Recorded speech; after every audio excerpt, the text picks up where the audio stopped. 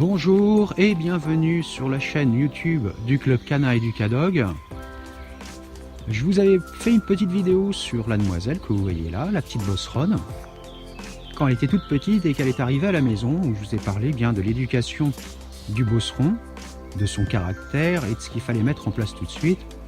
Et je vous parle souvent aussi de l'importance du rappel et de la sociabilisation. Alors si vous n'avez pas vu la vidéo précédente bien sur la demoiselle quand elle était toute petite, je vous mettrai un lien et puis je vous invite vraiment à la voir avant tout, avant de regarder cette vidéo. Alors pour ceux qui l'ont vu déjà la vidéo précédente, vous avez remarqué, elle a bien grandi. Elle arrive à ses 6 mois déjà, le temps passe vite. C'est un amour de toutou. Et comme toujours, je la promène dans un coin comme ça, une forêt, où elle a des petits chemins et elle est toujours sans laisse. Alors quand je vous avais parlé de l'importance de l'éducation du chien, du bosseron, parce que c'est un chien qui est adorable, très pot de colle, mais aussi qui a beaucoup de caractère, beaucoup de personnalité, tout ça, une fois que c'est mis en place, ça vous permet de vous promener avec un chien qui va avoir 6 mois, donc qui rentre dans l'adolescence. C'est pas forcément la phase la plus facile que vous allez avoir avec la vie du chien, mais bon voilà, c'est une phase qui doit passer. Quand ils arrivent vers 1 an et demi, 2 ans, les choses vont mieux parce qu'ils se sont stabilisés. Donc comme vous pouvez le voir, la demoiselle, elle est sans laisse. Alors vous le voyez aussi sur la vidéo, en fait elle s'en va jamais bien loin. C'est pour ça que par moment, quand je filme, vous la voyez pas parce qu'elle est juste à côté de moi. Elle a cette habitude, je lui ai appris, et même quand elle joue, quand elle s'éloigne, quand elle navigue comme ça, elle ne s'en va jamais très loin. Et si je m'arrête, automatiquement elle s'arrête elle aussi. C'est quand même un super confort de vie. Vous voyez à quel point c'est que là, elle a trouvé un petit morceau de bois, c'est génial.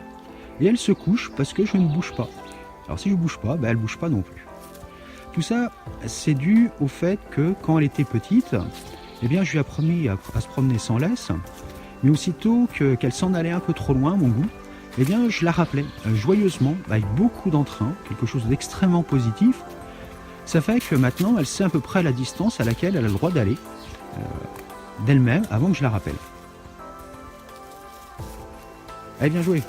Allez, viens jouer. Allez, cours. Allez, cours. Voilà.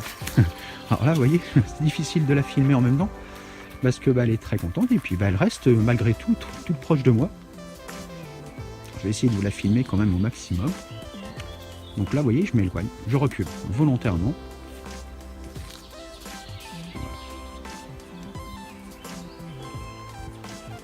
Et vous voyez, ce qui se passe, c'est que j'ai même pas besoin de l'appeler. En fait, d'elle-même, elle revient à moi. Parce que c'est la distance maximale qui doit nous séparer. Alors cette distance, c'est la distance de sécurité. C'est-à-dire que si j'arrive auprès d'un croisement, ou si un cycliste arrive, ou un jogger, je dois la ramener à moi. Elle doit revenir à moi.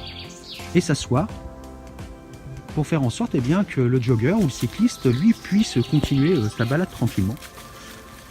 Alors les chiens noirs, malheureusement, font peur beaucoup plus que les chiens blancs aux gens. Mais moi, mon devoir, c'est de faire en sorte que les autres puissent se promener aussi, en toute sécurité, en toute tranquillité, sans avoir peur d'elle. C'est pourquoi aussi, le rappel et la distance à laquelle elle a l'autorisation d'aller sont très importantes. Vous voyez, là, elle s'est arrêtée. Inévitablement, je m'arrête aussi. Et comme vous pouvez le voir, elle ne va pas plus loin. Si je rappelle, elle revient. Ovia ? Oui, louloute, c'est bien ça. Vous voyez, je l'appelle une fois, je l'encourage, c'est quelque chose de très positif, et elle revient. Elle peut repartir, voilà, c'est un moment de balade, de détente. Le but, c'est pas qu'elle reste collée à moi, vraiment à la jambe. Non, le but, c'est vraiment là qu'elle se balade, il faut qu'elle se détende. Alors un chien de 6 mois, comme elle, ça a besoin de se détendre. Et comme je vous l'ai toujours dit, 5 minutes de balade par mois d'âge de rang.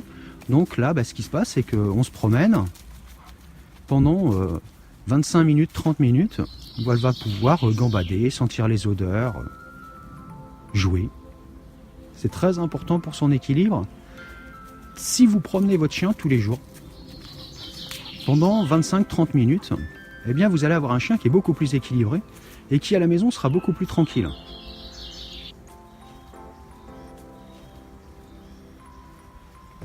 vous aurez un chien qui aura moins tendance à détruire ou à faire des bêtises, tout simplement parce que il a son moment de liberté et ce moment pour se dépenser. À cet âge-là, ils ont des besoins, ils ont besoin de courir, de jouer. Ça n'empêche pas de jouer après avec ses copains et ses copines. Aussi parce qu'ils ont besoin de sociabilisation. C'est très important la sociabilisation chez un chiot. On sait qu'un chiot qui a été bien sociabilisé, bien cadré, avec des règles de vie et beaucoup d'amour, c'est un chien qui sera adulte bien dans sa tête. Et ça vous évitera beaucoup de problèmes, y compris de comportement.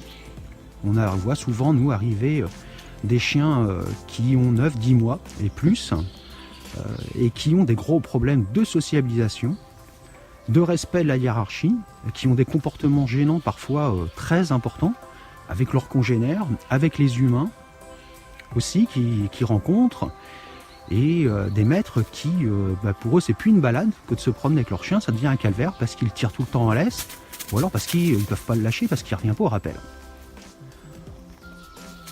Donc d'emblée, vous décidez d'avoir un chiot, quelle que soit la race. Emmenez-le en école pour chiots dès 2 mois et demi, à peu près 15 jours après que vous l'ayez eu, pour le sociabiliser, et puis faire en sorte qu'il soit bien dans sa tête, et puis vous allez apprendre toutes les bases aussi de l'éducation canine, qui vont vous permettre de vivre bien avec votre toutou.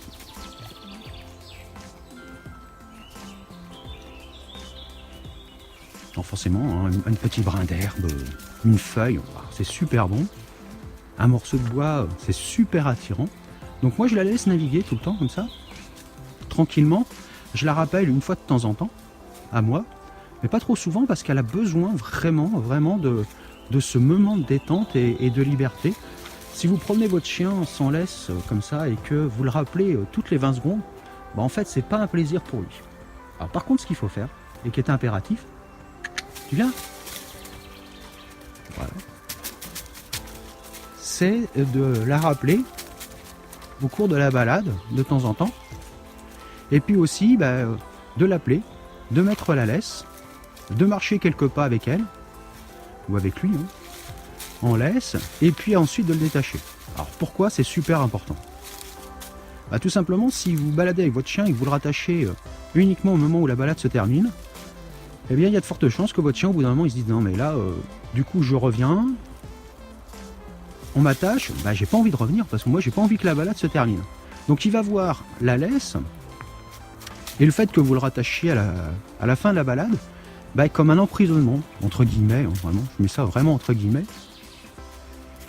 Et du coup le rappel va être compliqué et votre chien il n'aura pas envie de revenir à vous. Et puis là va commencer un petit peu le calvaire pour le récupérer. Donc c'est pas compliqué, je vais vous le démontrer. Maintenant, je vais lui remettre la laisse. Je vais la rappeler. Alors un chien, quand vous le rappelez, vous mettez la laisse, il doit être en position assise. Tu es assis, ok, je te mets la laisse. C'est comme pour partir vous promener. Votre chien il doit être assis, s'il saute dans tous les sens, ma foi, c'est pas très agréable pour vous. Et puis c'est pas une bonne information qui est envoyée à votre chien. Donc en fait, votre chien, il doit être assis au moment où vous mettez la laisse. Alors s'il s'énerve, s'il gigote dans tous les sens, il saute dans tous les sens, ce que vous faites, c'est que vous reposez la laisse à l'emplacement où elle était, vous enlevez votre manteau si vous en avez un, et vous attendez comme ça 5-10 minutes. Au bout de 5-10 minutes, vous allez rechercher la laisse, juste avant la balade, et lui demander un assis, il lui remet. Et s'il le fait, à ce moment-là, vous félicitez, vous partez en balade. Il s'énerve à nouveau, vous reposez la laisse, tout simplement. Et puis vous attendez à nouveau 5 minutes. Alors je sais que ça peut paraître un peu pénible et répétitif, mais c'est la répétition qui fait qu'après vous allez être tranquille pendant toute la vie de votre chien. Il va falloir faire quelques piqûres de rappel. C'est normal, hein. Voilà, le chien il va vous retester de temps en temps, mais c'est important. Donc je vais l'appeler. Ovia, ta place. Vous voyez, donc là voilà, elle s'est mise assise. Alors filmer en mettant une laisse à un collier, c'est pas forcément évident. Parce que là j'ai qu'une main du coup. Voilà, la laisse est mise et vous voyez elle n'a pas bougé. Voilà. Tu viens, tu marches au pied. Voilà, très bien, très joli. Donc je la félicite, je vais essayer de filmer en même temps qu'elle marche au pied, ce qui n'est pas forcément évident. Donc vous voyez, elle marche bien au pied, la laisse est tranquille. Nous sommes tranquilles. Voilà, très joli ça. Très très bien. Alors j'essaie de vous la filmer au maximum, mais c'est vraiment pas évident. Voilà, on va s'arrêter. Stop.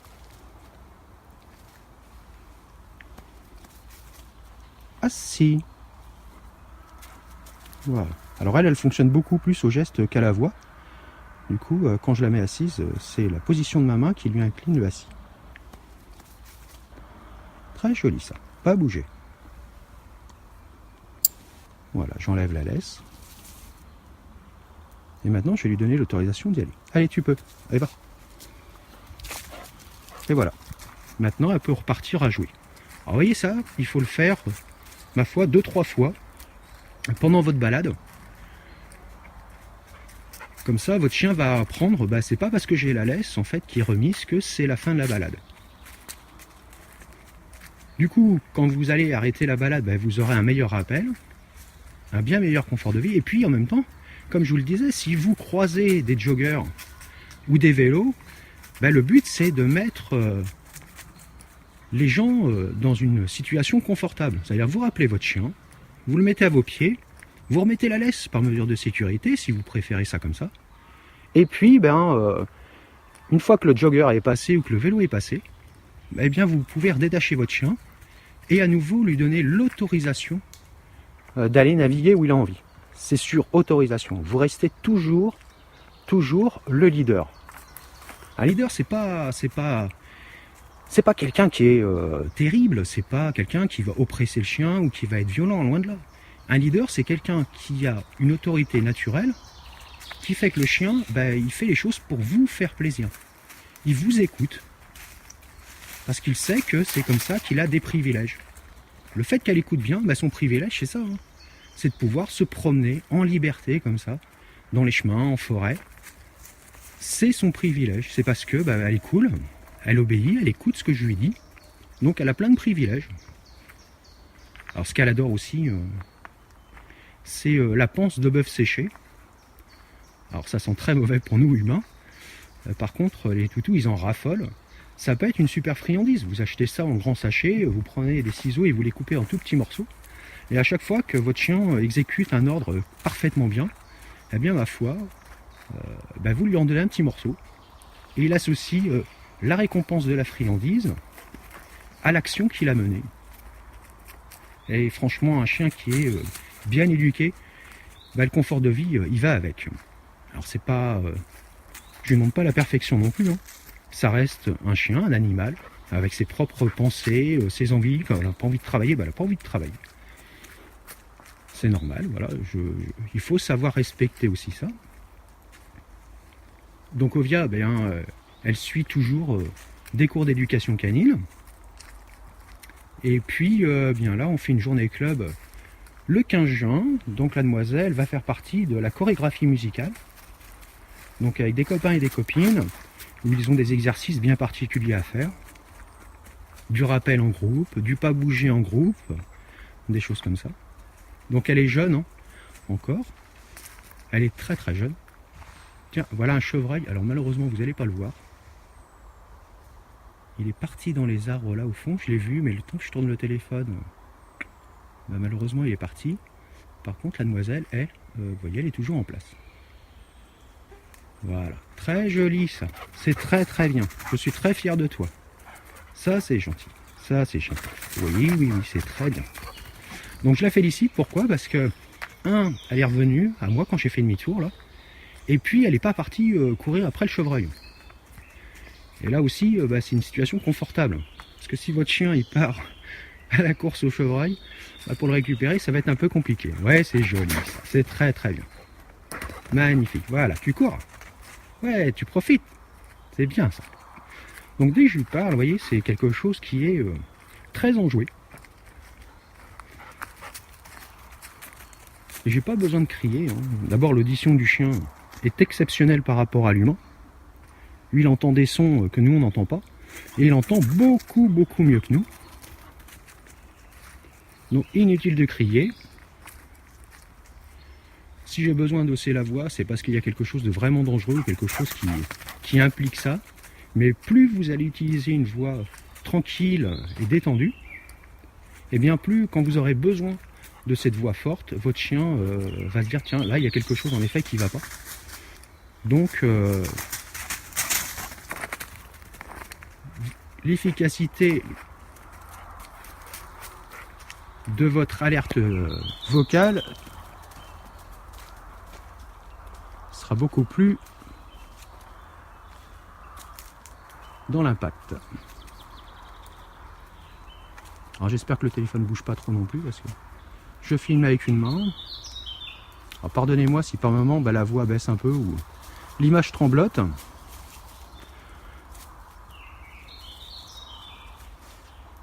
Ah, toujours sa petite oreille là qui est pas dans le bon sens.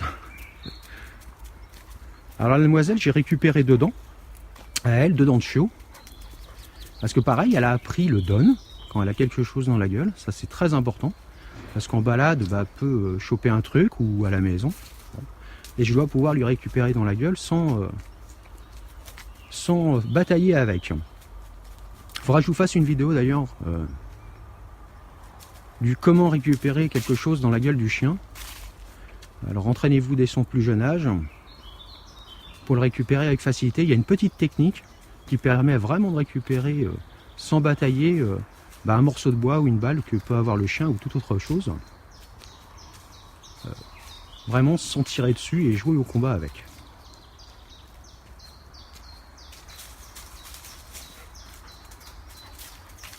Voilà, je tenais absolument à vous faire cette petite vidéo pour vous montrer comme quoi la demoiselle elle a bien grandi. Si vous avez des photos, des toutes petites vidéos comme ça, mais vraiment petites, sur vos toutous, n'hésitez pas à les envoyer avec un petit texte pour raconter l'histoire. Et puis pourquoi pas, je vous ferai un petit montage photo et vidéo que je remettrai sur la chaîne YouTube du Club Canin.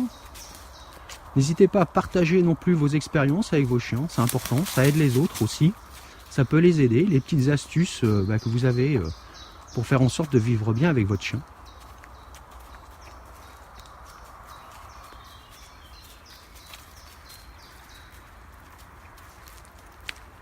Voilà, écoutez, je vois à peu près le temps qu'on a mis de balade là, 17 minutes.